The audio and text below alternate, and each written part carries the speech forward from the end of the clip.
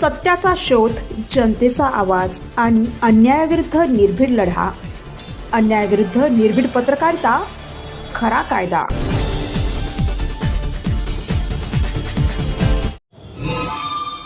पेडगाव शिवारात मानवी सांगाडा आढळला. हिंगोली तालुक्यातील पेडगाव ते शिरसम रोडवरील एका छोट्या पुलाजवळ 20 ते 30 वर्षीय मानवी सांगाडा 27 एप्रिल रोजी सकाळी 9 वाजताच्या सुमारास आढळून आला. मृताची ओळख पटविण्याचे तसेच मृत्यूचे कारणांचा शोध बासंबा पोलीस घेत आहे. मानवी सांगाडा आढळून आल्याने परिसरात चांगलीच खळबळ उडाली आहे.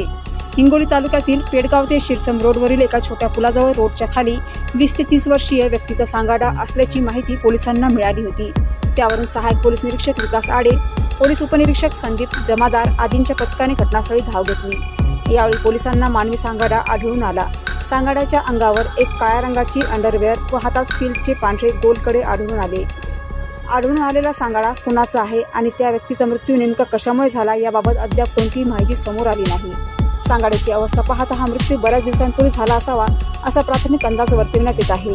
या प्रकरणी पेडगाववाडी येथील पोलीस पाटील प्रवीण पवार यांच्या माहितीवरून बासंबा पोलीस ठाण्यात नोंद घेण्यात आली. पोलीस उपनिरीक्षक संदीप जमादार तपास करीत आहेत.